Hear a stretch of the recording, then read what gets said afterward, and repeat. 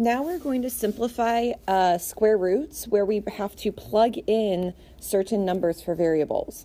So we have our expression right here, and we're given what A is equal to, B, and C. So we're going to evaluate and simplify the radicals when we get there.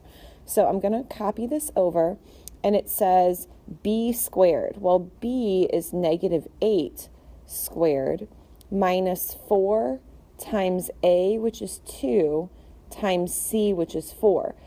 So I need to use order of operations to go ahead and solve this. So I'm going to start with 8 squared, or -8 squared. So -8 times -8 is a positive 64. I'm going to bring down my radical as well.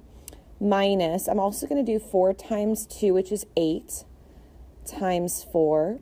Okay, I'm bringing all that down. Now I'm going to go ahead and do 8 times 4, which is 32. So I have 64 minus 32 all under the radical. Now I'm going to go ahead and simplify that even more to finally get the square root of 32. Now, guys, we are not completely done yet because we can simplify that radical. So I'm going to bring it over in green, and we're going to go ahead and break it apart with prime factorization. So I know that it is 8 and 4, and I'm going to bring it all the way down to 2 and 2. I have 2 times 4, and then 2 and 2. So when I have all my prime factorization, I don't care about my other factors, and I circle 2 of a kind. I have 2 2's and another 2 2. This 2 will stay under the radical. So this becomes 2 times 2 times the square root of 2. When I simplify it even more, I get 4, times the square root of 2. That is a 2. And that's your answer. Go ahead and try the next one on your own. Check back and make sure that it's fully simplified and that you have the right answer. All right, so here's the answer I received. You should have ended up with a radical 76 when you simplified everything out. And then when I completely simplified that radical, I got 2 square root of 19. Now we have other expressions that are under the radicals, and we also have our numbers that we're going to plug in. So go ahead and try the next 3 on your own, simplify the radical all the way, and check back to see if your answers are correct. All right, go ahead and check your answers with these radicals all the way simplified, and check your work to see if you can catch any mistakes if you did not get the same answer. Now we're going to be dealing with division within our radical system. So what we're going to do first in this first example is we're going to always just simplify the radical. So when we have the square root of 8, we've already done this before in this lesson, we have 4 times 2 and then 2 and 2.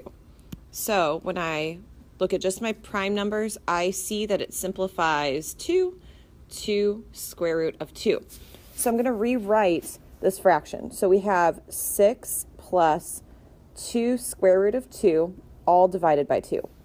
Now what I want you guys to do is divide this up into 2 different fractions. So we have 6 divided by 2 plus 2 square root of 2 divided by 2. So what you're going to do is you're going to simplify the fraction, and you can only use whole numbers. So the first fraction's easy, 6 divided by 2 is 3, but you're only looking at the whole numbers here because the square root of 2 is not a whole number. If you actually did it in your calculator, it's an irrational number. It is this continuous decimal that doesn't repeat.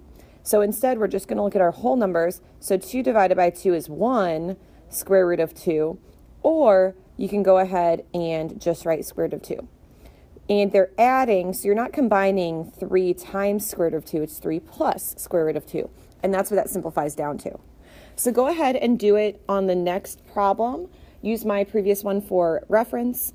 Remember to split them up into 2 fractions. It really does help you simplify the fractions at the end. Check back and see if your answers are correct.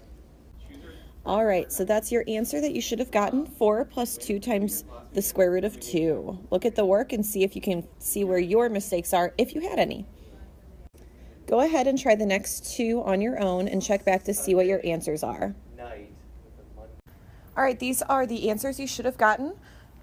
Just check your answers, see if you got them correct. If you have any questions, just let me know.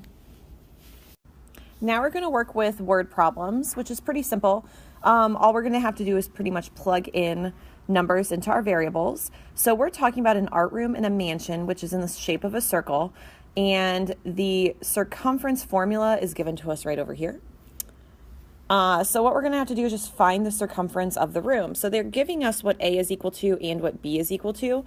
So you're just going to have to plug it in and finish it up that way.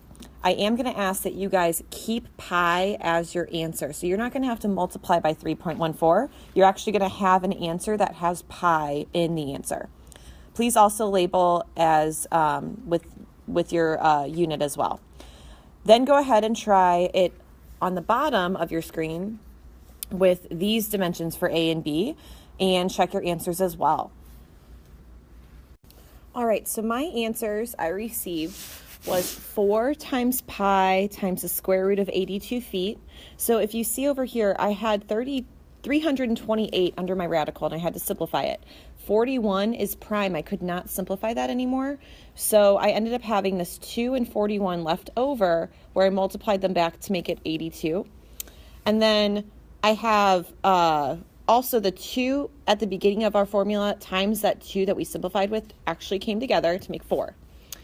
In the bottom problem, I simplified inside the radical to get 116.